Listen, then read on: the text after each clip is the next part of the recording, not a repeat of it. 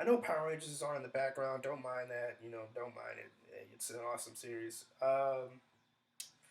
So this is gonna be kind of a discussion and kind of my thoughts on the whole thing of Sony or Xbox One versus the PlayStation 4.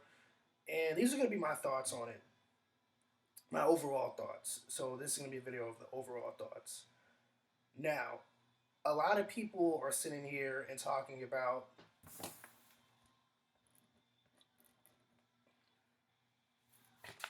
they're talking about this.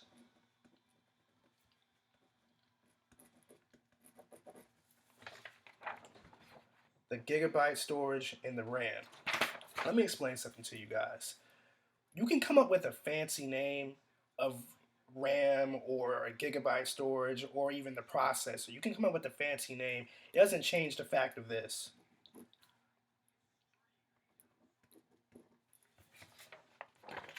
The number. The number is all you guys need to be aware of here.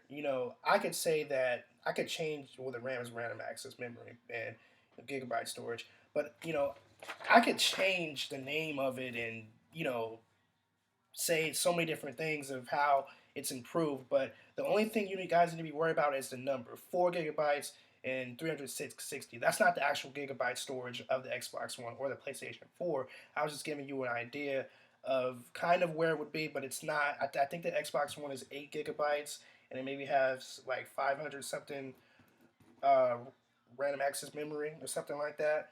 And if you look at the processor, I'm not sure what the processor is. I haven't checked it. I haven't checked it. Somebody could probably tell me. But what companies have a way of doing, or what they tend to do, is they tend to like change the name or make the name fancy and stuff like that. Now, some names do hold weight of how fast it is, and I can't say that it doesn't, because it does. But really, to tell you the truth, in most cases, the name of a processor does not necessarily. It doesn't matter. It doesn't really matter. It just matters about the number. The number. So if it's a 1.2 gigahertz processor, that's pretty fast. And if they change the name of it and they say, come up with some astronomical name and then come with a figure that says 1.4, all you need to know about is the 1.4 gigabyte processor, or excuse me, 1.4 processor speed, and that'll just let you know. But that's besides the whole fact. Let's go ahead and get into this. Um, I've written everything down, so I pretty much have an idea of what's going on here. The PlayStation 4 and the Xbox One are exactly the same. If you looked at hardware specs, software, everything like that, the only thing difference is that the Xbox One comes with Kinect. You can do a couple of little gestures and stuff like that. But pretty much everything is the same now. Now that Microsoft has withdrew Microsoft has withdrew the fact of the whole online thing. Everything is pretty much the same. So it really comes down to personal preference and what you want in the system. Do you want a better online community, or do you want better graphics? It's the same exact thing. The PlayStation 4 has improved in visuals, and they've improved with some of the gameplay aspects. Some of the buildings does look a little more enhanced, but overall, it's pretty much the same thing as the PlayStation 3, just a little more enhanced graphics. And you get the streaming service. You get to play video games and upload directly to YouTube. You get a couple of little other features, and Microsoft has also improved in its aspect of the gesture functionality.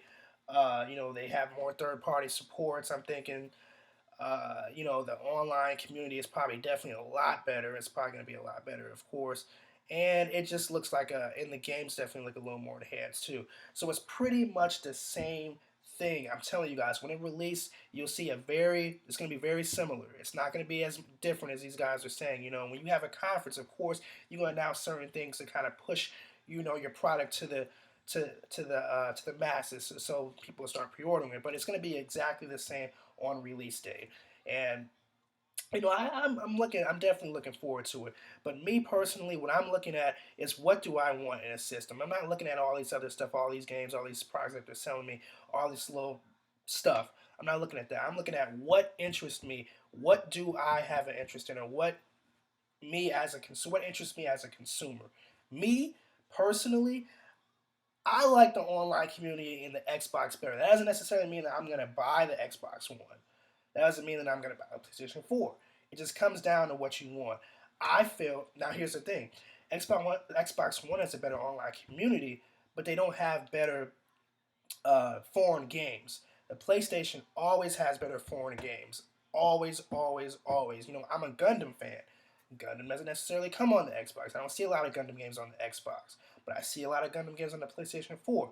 So that's another deciding factor. So even though they're both free, I feel like the free or the online, the region free feature is going to weigh more towards the PlayStation 4 than it is for the Xbox 360. The Xbox 360 is going to do well because of the online community, and they can probably play with people, you know, more people online because 360 and the Xbox One. So that's going to be good. Now, one other thing I want to address is the price point. People are talking about the price point. It's like $500 and stuff like that. I heard that they're going to drop the price down even lower than $500. It's going to be $400. And what happens if it's $400? What happens if it's $400? Let me show you. 400, 400, PS4.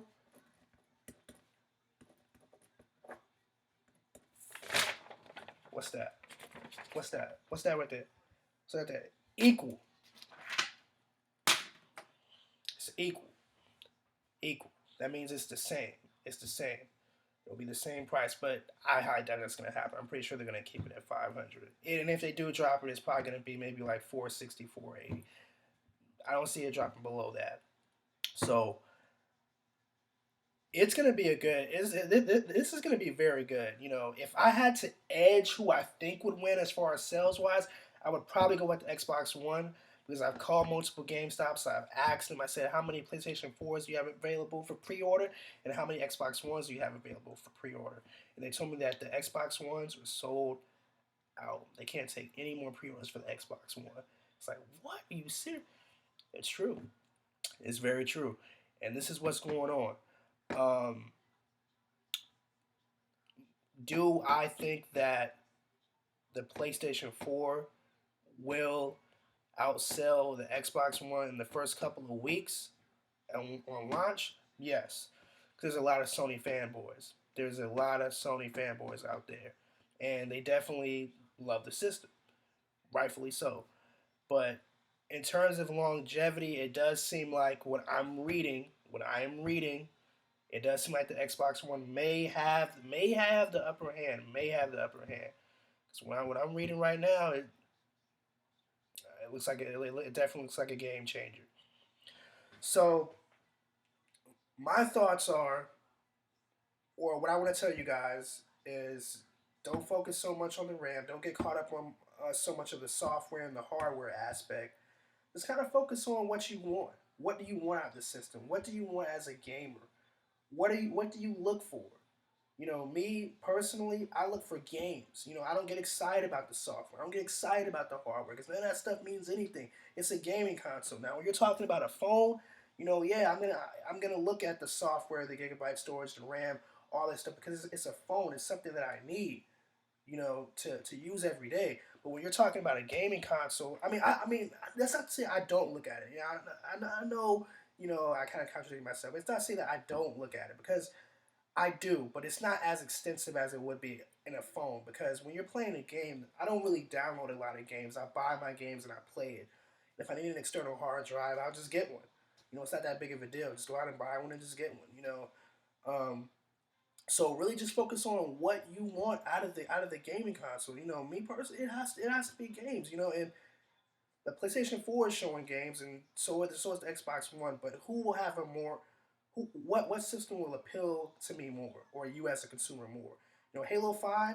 Yeah, I'm excited about it, but that's not going to save Xbox, and neither is Ratchet and Clank and all these other games that are coming out for the PlayStation 4. It's not going to save it. They have to have something that's just going to take it by storm. And when you're looking at what's that game running around? That guy runs around used the Infamous. Infamous, that's a game that's a good first party game that's always done well for PlayStation, sort of Sony fans, and it seems like it's going to do well again. From the trailer that I looked at and some of the gameplay of it, it looks awesome. It looks like a very good game that could bring PlayStation 4 over the top. And for Xbox One, Dead Rising could do it, but I'm kind of getting tired of bashing people's zombies' heads in with baseball bats. It just gets boring after a while. Just lose interest. So this is my thoughts on the Xbox One and the PlayStation 4. Leave your thoughts down below on what you think, and I'll check you guys later in another video. Peace, sailor.